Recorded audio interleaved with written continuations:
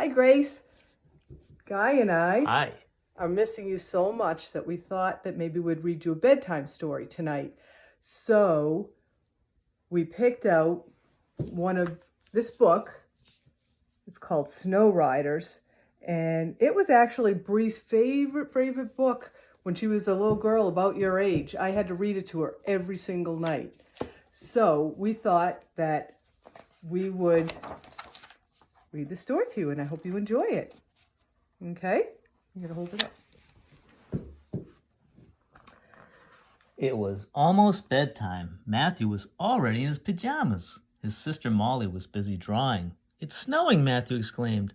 Maybe we'll get to stay home from school tomorrow, said Molly.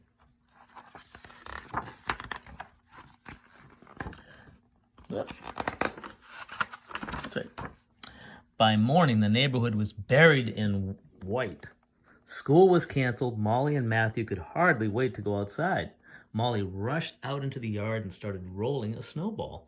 Matthew helped her, and together they pushed the snowball through the deep snow. When it was finally big enough, they started to make another. Molly and Matthew finished the second snowball, and then a third, but instead of stacking them one on top of another, they placed them side by side. And then they made three more. All day long they worked. They packed and pounded handfuls of snow over, under, and between the big snowballs. Finally, their creations were complete with eyes and ears and flowing manes and tails. But the sun was going down fast. Before they knew it, Molly and Matthew were called inside for supper. That night, Molly and Matthew stood at Molly's bedroom window. They gazed at the snow horses shining brightly in the moonlight. Let's go, Molly whispered.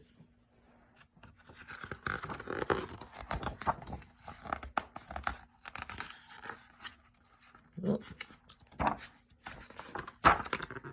Crunch, crunch, they crept across the sparkling snow under the midnight moon. They climbed under the cold, silent snow horses. They held imaginary bridle reins and bounced up and down, pretending to ride. Matthew kicked his heels into the side of his snow horse. Giddy up, he commanded.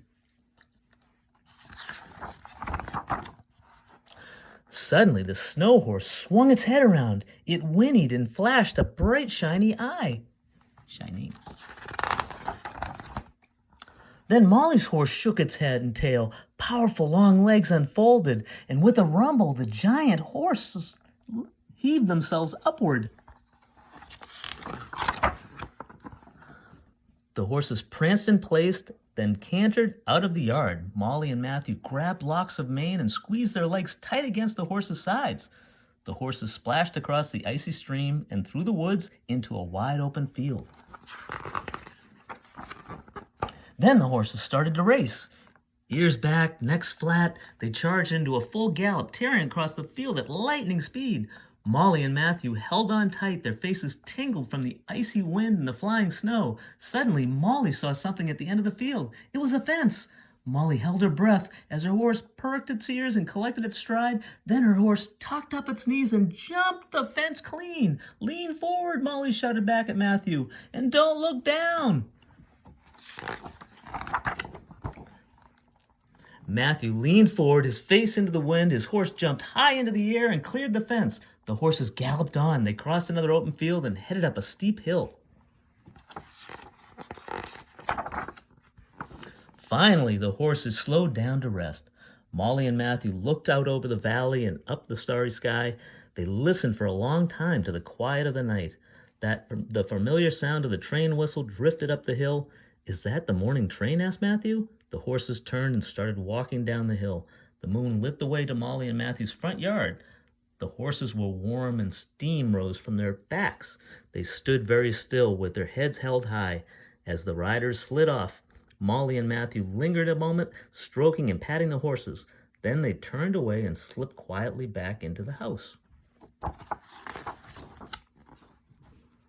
As the moon disappeared behind a cloud, Molly and Matthew tiptoed up to the rooms, and soon they were fast asleep.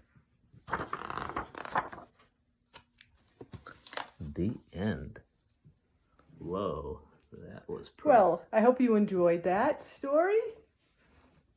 We had a lot of fun reading it to you, and if you liked it, we will pick you out another one and send you another story. All right? Good night, sweetie. Good night, Grace. We love you. Love you guys.